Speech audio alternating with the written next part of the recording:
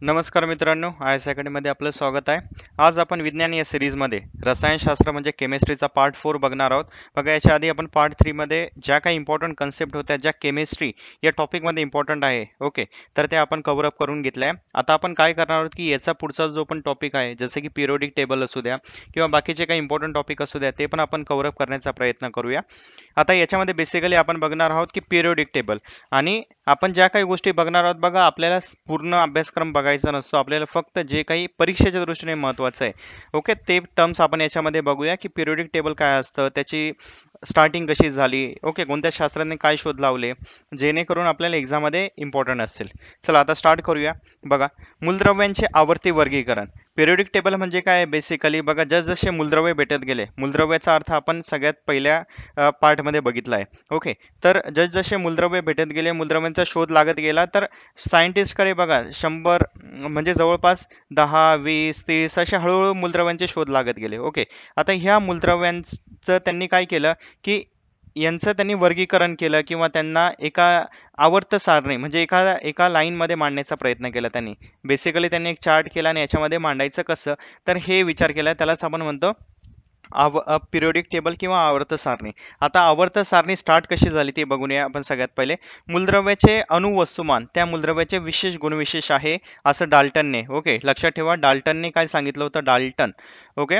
Dalton हा जो शास्त्रज्ञ होता, यांनी काय सांगितलं की मूलद्रव्याचे अणुवस्तुमान. आता अणुवस्तुमान काय असतं, आपण काय बघितलं की अणुमध्ये असतो. अणुवस्तुमान म्हटल्यानंतर किंवा अणुवस्तुमानांक म्हटल्यानंतर तो असतो प्रोटॉन अधिक न्यूट्रॉन. याच्यामध्ये इलेक्ट्रॉनचा वेट आपण कन्सिडर करत नाही, कारण हे खूप नगण्य असतं, ओके. म्हणजे प्रोटॉनचं नंबर ऑफ प्रोटॉन्स अधिक नंबर ऑफ न्यूट्रॉन्स, याला आपण म्हणतो अणूचं काय म्हणतो, वस्तुमान म्हणतो. तर डाल्टन काय म्हणतोय की अणूचं वस्तुमान जे आहे ते त्याचं मूलद्रव्याचं गुणविशेष आहे, म्हणजे त्याचे गुणधर्म हे त्याच्या वजनावरती डिपेंड असतात. जे काही अणुवस्तू म्हणजे प्रोटॉनचे नंबर आणि न्यूट्रॉनचे नंबर याच्यावरती, असं त्याने सांगितलं. मग हे सांगितल्यानंतर काय केलं की जे काही मूलद्रव्यांचे शोध त्या काळी लागलेले होते, म्हणजे कधी 1800चा काळ आहे बघा, 1829-30चा काळ, तर त्याच्या ह्याच गोष्टीवरती अवलंबून यांनी काय केलं, कोण, डोबेरायन, ओके, डोबेरायनर. डोबेरायनर हा जो सायंटिस्ट होता, यांनी काय केलं की जे काही मूलद्रव्यांचा शोध लागला होता, त्यांनी काय त्याचं हे केलं, म्हणजे काय केलं, चढत्या क्रमाने त्याने मांडले ते मूलद्रव्य, ओके. किंवा त्याने 3-3 मूलद्रव्याचे एक ग्रुप तयार केला. मी तुम्हाला आता दाखवतोय त्याचं. याच आधारावर त्याने मूलद्रव्याचे असे वर्गीकरण करणारा तो कोण होता, डोबेराय. सगळ्यात पहिले आवर्त सारणी म्हणजे ज्यांनी काही वर्गीकरण करून तयार केलं तो होता डोबेरायनर, ओके.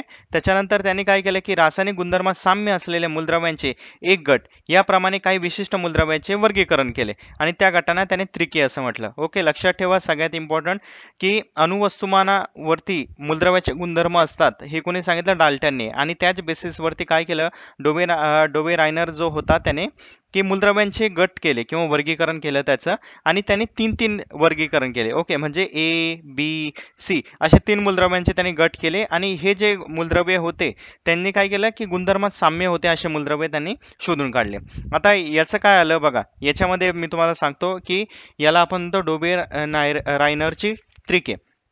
आता त्रिकेमध्ये काय काय असतं, त्यांनी काय केलं बघा, 3 मूलद्रव्याचे तुम्हाला नाव सांगतो. त्यांनी सगळ्यात पहिले लिथियम, सोडियम आणि पोटॅशियम. मोस्ट बघा, एक्झाममध्ये आपल्याला हे ऑलरेडी विचारलं गेलं आहे. त्या 2 त्रिके लक्षात ठेवायचे, जेणेकरून आपलं सगळं बघा सिंपल लक्षात ठेवा. लिनाक, लिनाक असं नाव लक्षात ठेवा तुम्हाला, लिथियम, सोडियम आणि पोटॅशियम.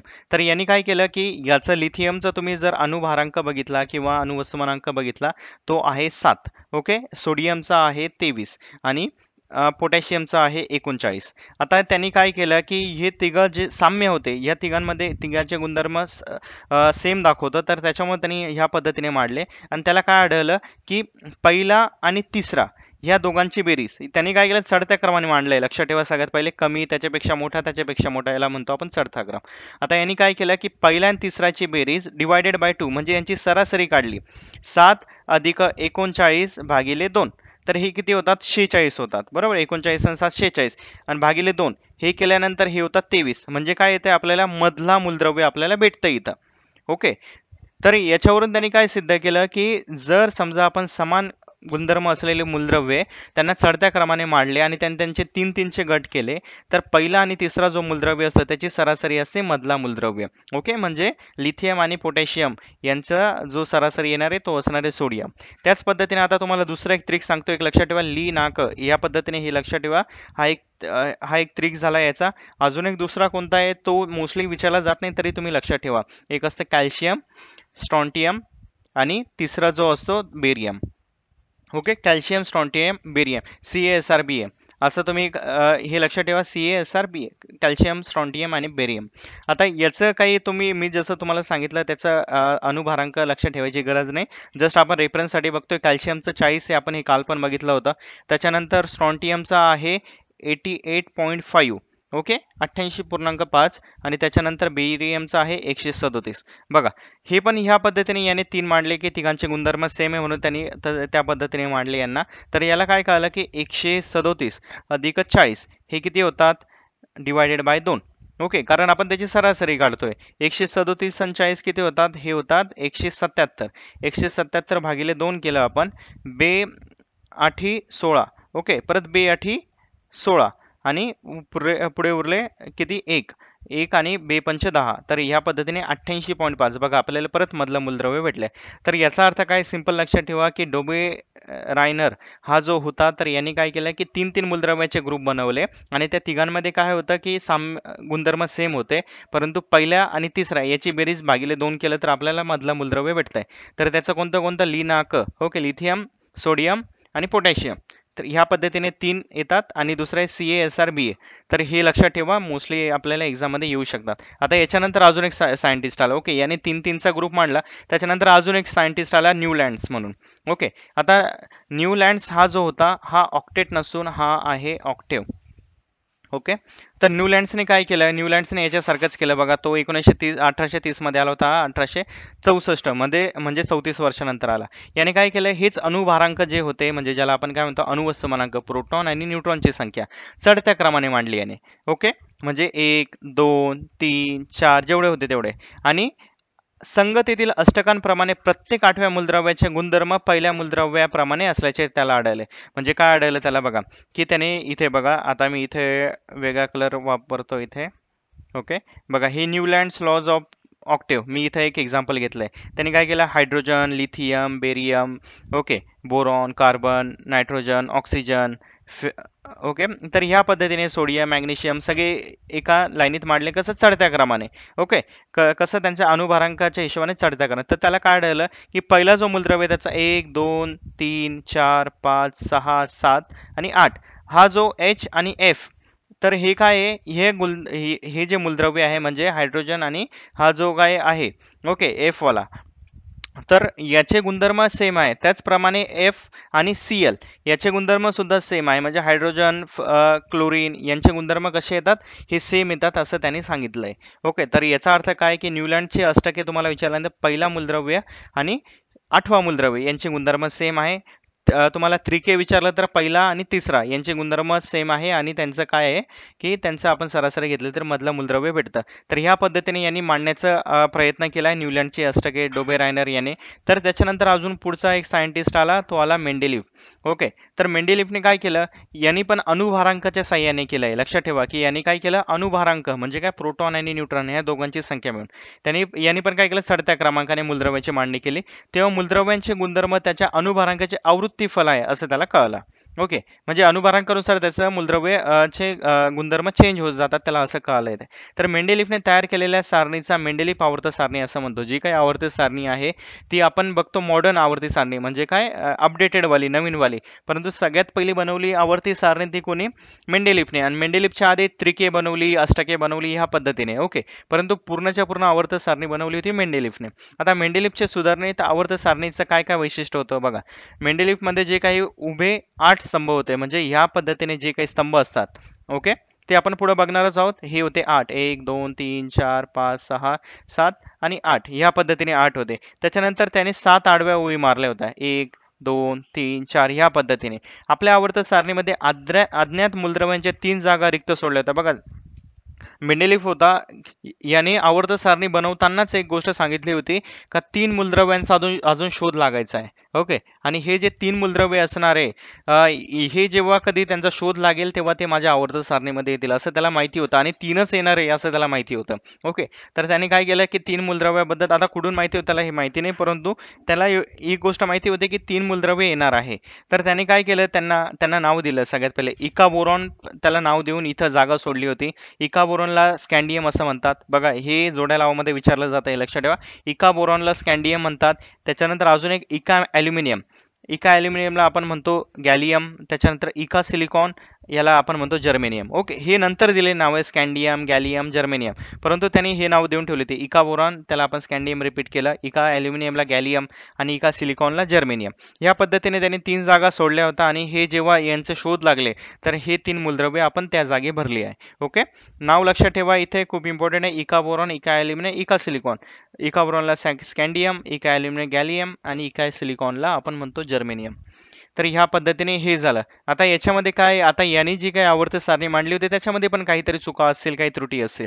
ओके, तर याच्यामधल्या काय काय चुका आहे ते लक्षात ठेवा, की समान रासायनिक गुणधर्म असलेली मूलद्रव्य ही भिन्न गणात, तर काही भिन्न गुणधर्म असलेली मूलद्रव्य एकाच गणात असल्याचे कळत आहे. आता इथं आपण काय बघितलं होतं, गण म्हणजे काय की उभे स्तंभ, बरोबर.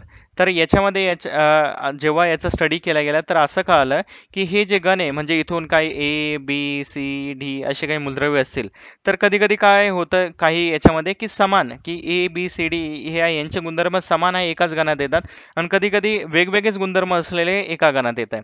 मग आपल्याला हे कळत नाही याच्यामध्ये की गणामध्ये जे काही मूलद्रव्य त्यांचे गुणधर्म सेम आहे की नाही. ओके, तर हे याच्यामध्ये होतं की हे कळत नव्हतं याच्यामध्ये. सेकंड आहे, आता बघा इथं अजून एक एक्झाम्पल सांगितलंय की आर्गॉन 40 आणि पोटॅशियम 39.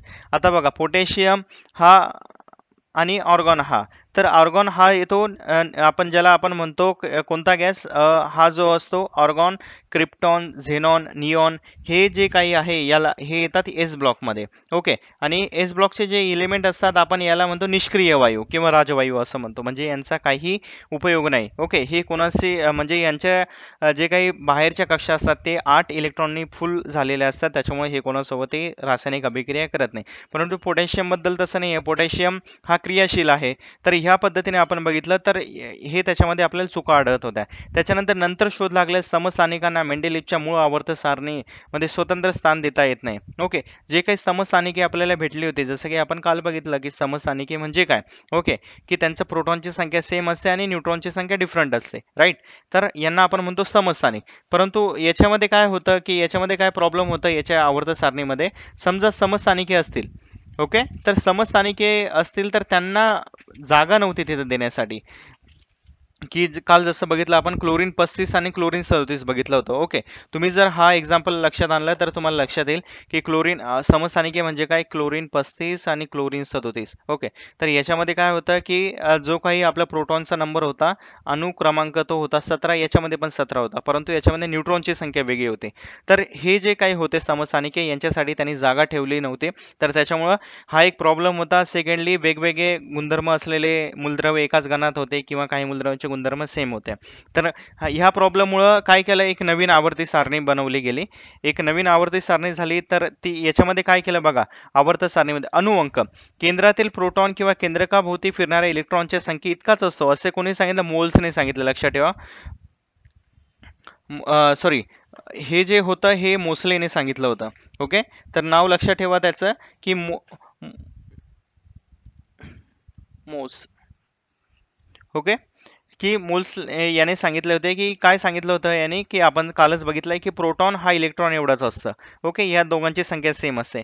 मूलद्रव्यांच्या अणुभारांकापेक्षा अणुअंक हा मूलद्रव्याचा पायाभूत गुणविशेष आहे. जी काही आधुनिक आवर्त सारणी आली बघा, मागची गेली ती आपण काय कन्सिडर करत होतो की अणुभारांक. अणुभारांक आपण त्याला काय म्हणतो, ज्याला म्हणतो आपण प्रोटॉन प्लस न्यूट्रॉन. परंतु नवीन जी आवर्त सारणी बनली तर त्याच्यामध्ये आपल्याला कळून आलं की मेंडेलिफच्या आवर्त सारणी की खूप सारे त्याच्यामध्ये प्रॉब्लेम आहे. तर आपण काय कन्सिडर केलं मग, की अणुअंक म्हणजे फक्त प्रोटॉनच्या नंबरवरती, फक्त प्रोटॉनची संख्या जेवढी असेल त्याच्यावरतीच मूलद्रव्याचे गुणधर्म डिपेंड असतात. मूलद्रव्यांचे गुणधर्म त्यांच्या अणुअंकाचे आवृत्तीफल आहे. लक्षात ठेवा, आपण त्याच्यामध्ये काय बघितलं, अणुभारांकाचे आवृत्तीफल आहे जुन्या याच्यामध्ये, परंतु नवीन आवर्त सारणीमध्ये आपण बघितलं मूलद्रव्याचे गुणधर्म त्यांच्या अणुअंकाचे आवृत्तीफल आहे. आधुनिक आवर्त सारणीतला दीर्घ श्रेणी आवर्त सारणी असेही म्हणतात. लक्षात ठेवा, जर तुम्हाला विचारलं की आधुनिक आवर्त सारणीला आपण काय म्हणतो, दीर्घ श्रेणी आवर्त सारणी, कारण याच्यामध्ये खूप सारे मूलद्रव्य आपण कव्हर अप केले होते. आता आपण बघूया की नेमकं याच्यामध्ये काय केलंय की आधुनिक आवर्त सारणी मूलद्रव्यांची मांडणी अनुक्रमांकाच्या चढत्या, बघा मागं तुम्ही लक्षात घेतलं तर अणुभारांकाच्या चढत्या होते, इथं अनुक्रमांकाच्या चढत्या क्रमाने आहे की ज्यामुळे समान गुणधर्म असलेले मूलद्रव्य एका स्तंभात येतात. ओके, असं केल्यामुळे जे काही मूलद्रव्य आहे, स्तंभ म्हणजे काय, उभ्या रेषा. ओके, उभं तुम्ही जर याच्यामध्ये बघितलं की मूलद्रव्यांचे गुणधर्म हे सेम आहे. यात उभे 18 स्तंभ आहे, त्यांना गण म्हणतो आपण. 7 आडव्या ओळी असून त्यांना आवर्तने म्हणतो. मेंडेलिव्हने किती घेतलं होतं, 7 घेतलं होतं, लक्षात ठेवा. आणि आपण नवीन याच्यामध्ये 18, म्हणजे ह्या टोटल उभ्या ज्या लाईनी आहे त्या आहे 18 लाईन्स, आणि आडवे जे आहे ते 7च घेतले. जे आडव्या ओळी असतात त्यांना आपण म्हणतो आवर्तने. एक्झाम मध्ये विचारलं गेले त्याच्यामुळे लक्षात ठेवा, आडव्या लाईनी असतात त्यांना म्हणतो आवर्तने, आणि उभ्या असतात त्यांना आपण म्हणतो गण. पहिल्या आवर्तनात फक्त 2च मूलद्रव्य आहे. ओके, पहिले जे आवर्तन आहे त्याच्यामध्ये 2च आहे. तर तुम्ही इथं बघू शकतात, हे बघा, हा जो आहे हा पिरियोडिक टेबल आहे, हा मी एक्सप्लेन करणारच आहे. तर याच्यामध्ये बघा, हा जो पहिला जो आता आपण काय इथं काय बघितलं, थांबा मी कलर चेंज करून तो ब्लॅक घेतोय. ओके, तर आता इथं बघितलं तर आपल्याला काय कळतंय की 1 ते 18, बघा हा 18 क्रमांक इथं आहे आणि हा 1 आहे. जे काही उभ्या लाईन्स आहे याला आपण म्हणतो गण. ओके, आणि ज्या काही आडव्या ओळी बघा, हा झाला 1 2 3 4 5 6 7, याला आपण म्हणतो आवर्तन. ओके, हे लक्षात ठेवा, याला म्हणतो आपण आवर्तन. तर ह्या पद्धतीने जे काही केले गेले हे आपलं नवीन पिरियोडिक टेबल आहे. ओके, किंवा नवीन आवर्त सारणी आपण त्याला म्हणू शकतो. तर याच्यामध्ये आपल्याला सगळ्यात पहिले पहिल्या आवर्तनात 2च मूलद्रव्य आहे, म्हणजे बघा पहिलं आवर्तन म्हणजे आडवं 1 आणि 2, हायड्रोजन आणि हेलियम हे 2च आपल्याला दिसतात.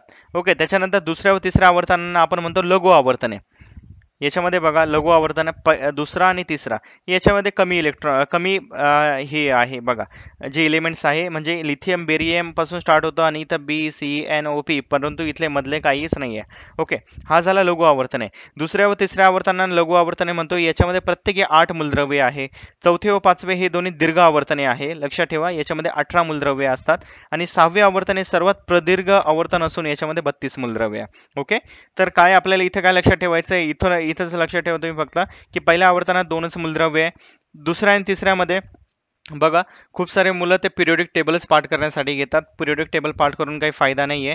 फक्त आपल्याला काय लक्षात ठेवायचं आहे की याच्यामध्ये की पॉइंट्स काय आहे. ओके, जर तुम्ही असं बघायला गेले तर तुम्हाला खूप साऱ्या गोष्टी तुम्हाला पाठ कराव्या लागतील, परंतु एक्झाम मध्ये आपल्याला की पॉइंट्स म्हणजे तुमचं कॉमन सेन्स किती वर्क करतं ते इम्पॉर्टंट आहे. की याच्यामध्ये आपल्याला सिलेबस असतो खूप मोठा, परंतु आपल्याला फक्त की पॉइंट्स लक्षात ठेवायचे. बघा याच्यामध्ये काय लक्षात ठेवायचं की जे आडव्या ओळी आहे त्याला आपण आवर्तने म्हणतो. उभे स्तंभ आहे, 18 स्तंभ आहे, त्याला गण म्हणतो. पहिले आवर्तन जो आहे त्याच्यामध्ये फक्त 2च आहे, कोण आहे, हायड्रोजन आणि हेलियम. ओके, पुढे गेले तर तुम्ही काय दुसऱ्या आणि तिसऱ्या आवर्तनांना आपण म्हणतो लघु आवर्तन. याच्यामध्ये 8 मूलद्रव्य आहे, एलिमेंट्स आहे. त्याच्यानंतर चौथे आणि पाचवे आहे याला दीर्घ आवर्तने म्हणतो, कारण त्याच्यामध्ये 18 येतात. आणि 6वं प्रदीर्घ आहे, म्हणजे सर्वात मोठा आहे जो 6वा आहे. ओके, त्याच पद्धतीने बघा आता याच्यामध्ये तुम्ही अजून बघितलं असेल की SP, D आणि F ह्या पद्धतीने ब्लॉक असतात. Okay, S block, P block, D block, F block. तर आता SPDF हे ब्लॉक काय लक्षात ठेवायचं. S ब्लॉक म्हणजे याच्यामध्ये 2 येतात. P ब्लॉक जो होतो 2 मध्ये 4 ऍड करायचे हे होतात 6. D मध्ये परत 4 ऍड करायचे हे होतात 10. हे जस्ट लक्षात ठेवण्यासाठी म्हणतोय. ओके, आणि F मध्ये परत 4 ऍड केले तर हे होतात 14. तर जे काही तुमचे उभे स्तंभ येणारे S ब्लॉक मध्ये 2 आहे, P मध्ये 6 आहे, D मध्ये 10 आहे आणि F मध्ये 14 आहे. तर बघा इथं जर तुम्ही S ब्लॉक बघितलं तर S ब्लॉक जो आहे पहिला आणि दुसरा हा जो स्तंभ आहे याला आपण S ब्लॉक म्हणतो, पूर्णच्या पूर्ण इथून. ओके, हा जो आहे याला आपण म्हणणार S ब्लॉक. त्याच्यानंतर आहे P ब्लॉक. P ब्लॉक मध्ये कोणता येणार बघा, हा 1 2 3 4 5 आणि 6, हा जो एवढा पूर्ण गट आहे ओके खालपर्यंत, तर याला आपण म्हणणार P ब्लॉक एलिमेंट. ओके, हे सगळे झाले P ब्लॉक मध्ये गेले सर्व. त्याच्यानंतर येतो D ब्लॉक. आता D ब्लॉक मध्ये कोणता येणार बघा, उरलेला कोणता आहे 1 2 3 4 5 6 7 8 9 आणि 10. ओके, हा जो ग्रुप आहे हा इथून तर इथपर्यंत हा सगळा हा झाला D ब्लॉक एलिमेंट. ओके, हा झाला डी ब्लॉक एलिमेंट. हे लक्षात ठेवा, एस ब्लॉकमध्ये 2 येतात, त्याच्यानंतर 4 ॲड करायला जायचे तुम्हाला भेटणार. आणि त्याच्यानंतर येतो एफ ब्लॉक. एफ ब्लॉकमध्ये हे खालचं येतं, ज्याच्यामध्ये 14 स्तंभ आहे. ओके, 58 ते 71 पर्यंत. आणि हे झाले डी एफ ब्लॉक एलिमेंट. तर ह्या पद्धतीने लक्षात ठेवा, ही आपण ब्लॉक बनवले आहे. तर ह्या ब्लॉकमध्ये आपण डिव्हिजन केले आहे त्यांच्या वेगवेगळ्या प्रॉपर्टीज नुसार. तर आपण त्याला S block, P block, D block, F block किंवा त्याचे इलेक्ट्रॉन्स जे काही आहे ते वेगवेगळे इलेक्ट्रॉन्स तिथं अवेलेबल आहेत. ओके, तर याच्यामुळे आपण याला असं म्हणतोय. तर हे जस्ट लक्षात ठेवा. आपण सगळ्यात पहिले आवर्त सारणी म्हणजे काय, बाकीचे काही इम्पॉर्टंट गोष्टी आहे ते आपण बघून घेतले आहे. आता याच्यामध्ये अजून असतात ते आपले हे असतात. ओके, शेवटचा जो काही आहे, जसं की मी तुम्हाला म्हटलं निष्क्रिय किंवा राजवायू. आता याच्यामध्ये तुम्हाला बघायला भेटेल की याच्यामध्ये जी लास्ट लाईन असते, ओके, जो काही 18वा स्तंभ आहे त्याच्यामध्ये तुम्हाला helium, neon, argon, krypton, xenon, radon, okay, ह्या पद्धतीने इलेमेंट भेटतील. आता हे इलेमेंट काय आहे, हे आहे निष्क्रिय. ओके, निष्क्रियचा अर्थ काय की यांच्या लास्टची जी काही कक्षा आहे त्याच्यामध्ये 8 इलेक्ट्रॉन प्रेझेंट आहे किंवा ती संतृप्त कक्षा आहे की ज्याच्यामध्ये ती कोणासोबतही रिॲक्शन होणार नाही तिचे. तर त्याच्यामुळे लक्षात ठेवा, याला आपण म्हणतो निष्क्रिय वायू किंवा याला म्हणतो आपण राजवायू. ओके, आता पुढे जाऊया की 7वे आवर्तन अपूर्ण असून त्यात 87 ते 109 अणुअंक असलेले 23 मूलद्रव्य आहे. दीर्घ श्रेणी आवर्त सारणीचे प्रमुख वैशिष्ट्य काय आहे याची, की आवर्त सारणीतील मूलद्रव्याचे स्थान त्यांच्या इलेक्ट्रॉन संरूपणाशी निगडित आहे. बघा, याचा अर्थ काय होतो की आवर्त सारणीत आपण जे काही मूलद्रव्ये आपण टाकली आहे तर ती प्रोटॉनच्या नंबरनुसार किंवा अणुअंक आपण ज्याला म्हणतो त्याच्यानुसार टाकले. प्रोटॉनचा नंबर म्हणजेच इलेक्ट्रॉनचा नंबर, बरोबर. तर ते इलेक्ट्रॉन म्हणजे जेवढे काही इलेक्ट्रॉन्स नंबर आहे त्याच्यासोबत संरूपण आहे. प्रत्येक आवर्तनाची सुरुवात मूलद्रव्याच्या अणूतील नवीन कक्षेने होते. म्हणजे स्टार्ट जे होते नवीन कक्षेने आणि एंड जो होतो तो होतो शून्य गणातील मूलद्रव्याचा पूर्ण भरलेल्या कक्षेने शेवट होतो. बघा, याला आपण म्हणतो झिरो ब्लॉकही म्हणतो किंवा शून्य गणही म्हणतो. कोणता, helium, neon, argon, krypton, xenon यांना. कारण यांच्या कक्षेमध्ये शेवटी इलेक्ट्रॉन नसतो आणि ते स्टेबल एलिमेंट्स आहे. ओके, आता पुढचं बघा की आवर्त सारणीच्या आधारे मूलद्रव्यांचे वर्गीकरण कसं केलं आहे की अणूंच्या बाह्य कक्षा पूर्ण भरलेल्या असतील किंवा अपूर्ण असतील त्याचप्रमाणे त्यांचे 4 प्रकारात वर्गीकरण करतो आपण. ओके, जर अणूंच्या बाहेरच्या कक्षा पूर्ण भरलेल्या असेल किंवा नसतील. आता सगळ्यात पहिले निष्क्रिय वायू मूलद्रव्य. आपण 4 प्रकार कोणते निष्क्रिय वायू मूलद्रव्य लक्षात ठेवा, सामान्य मूलद्रव्य, संक्रमण मूलद्रव्य, आंतरसंक्रमण मूलद्रव्य. आता निष्क्रिय म्हणजे राजवायू तुम्हाला दाखवलं, हेलियम, निऑन, क्रिप्टॉन, झेनॉन, हे जे काय बाह्यतम कक्षेसह सर्व कक्षा पूर्णतः भरलेल्या असतात म्हणजे यांना इलेक्ट्रॉनची गरजच नसते. तर यांना आपण म्हणतो आणि रासायनिक अभिक्रियेत हे भागही घेत नाही, त्याच्यामुळे याला आपण म्हणतो निष्क्रिय वायू, म्हणजे त्यांची काही क्रिया होत नाही किंवा याला आपण म्हणतो राजवायू. ओके, अजून पुढचं काय आहे की सामान्य मूलद्रव्य. बघा, आता सामान्य मूलद्रव्य याच्यामध्ये काय येते की ज्या मूलद्रव्याच्या अणूमधील बाह्यतम कक्षेशिवाय अन्य सर्व कक्षा पूर्ण भरलेल्या असतात तर त्यांना आपण म्हणतो सामान्य मूलद्रव्य. म्हणजे काय की एखादा मूलद्रव्य आहे त्याच्यामध्ये 3 कक्षा आहे. ओके, फर्स्ट, सेकंड आणि थर्ड. तर याच्यामध्ये फर्स्ट आणि सेकंड ज्या कक्षा त्या पूर्ण भरलेल्या आहे म्हणजे तिथे इलेक्ट्रॉनची गरज नाही, परंतु शेवटची कक्षा आहे ती फक्त अपूर्ण आहे. तर अशा मूलद्रव्यांना आपण म्हणतो सामान्य मूलद्रव्य. पुढचं आहे संक्रमण मूलद्रव्य, की ज्या मूलद्रव्यांच्या अणूच्या शेवटच्या 2 कक्षा, सामान्यमध्ये शेवटची 1 कक्षा, संक्रमणमध्ये मागच्या शेवटच्या 2 कक्षा आणि आंतरसंक्रमणमध्ये शेवटच्या 3 कक्षा अपूर्ण असतात. लक्षात ठेवा. ओके, सिंपलमध्ये सामान्यमध्ये फक्त 1 कक्षा अपूर्ण असते, संक्रमणमध्ये 2 कक्षा अपूर्ण असते आणि आंतरसंक्रमणामध्ये 3 कक्षा अपूर्ण असतात. आता संक्रमण मूलद्रव्य म्हणजे काय की ज्या मूलद्रव्यांच्या अणूच्या शेवटच्या 2 कक्षा अपूर्ण असतात आणि त्यांना आपण काय म्हणतो संक्रमण मूलद्रव्य. आणि ही मूलद्रव्य परिवर्ती संयोजन दर्शवितात. त्यांच्यातील बहुसंख्य मूलद्रव्ये काय उत्प्रेरकाचे कार्य करतात. बघा, आता उत्प्रेरक म्हणजे काय ते आपण पुढे बघणारच आहोत की उत्प्रेरकाचे कार्य काय आणि ते कसं काम करतं. तर हे जस्ट लक्षात ठेवा की त्यांच्यातील बहुसंख्य मूलद्रव्ये उत्प्रेरकाचे कार्य करतात. ज्या मूलद्रव्यात अणूच्या शेवटच्या 3 कक्षा अपूर्ण असतील त्यांना आपण म्हणतो आंतरसंक्रमण मूलद्रव्य. लॅथेनाइड आणि ऑक्टेनाइड मालिकेतील मूलद्रव्यांचा या गटात समावेश होतो. जसं की आपण एस, पी, डी, एफ जे ब्लॉक बघितले ते याच्यावरतीच डिपेंड आहे आणि तुम्हाला इथे त्याच्यामध्ये बघायला भेटेल. ओके, तर हे लक्षात ठेवा, फक्त सामान्य मूलद्रव्य, संक्रमण आणि आंतरसंक्रमण मूलद्रव्य. आता नेक्स्ट बघा मित्रांनो, आता याच्यामध्ये आपण काय केलं की आज जे काही आपले इम्पॉर्टंट टॉपिक्स होते कशातले की पिरियडिक टेबलचे, ते आपण आज बघून घेतले. आता याच्यामध्ये जे काही इम्पॉर्टंट आहे की याच्यामध्ये जे काही मूलद्रव्ये आपण कव्हरअप करतो तर त्यांच्या काही प्रॉपर्टीज इम्पॉर्टंट आहे. ओके, तर त्या प्रॉपर्टीज आता मी नेक्स्ट व्हिडिओमध्ये घेण्याचा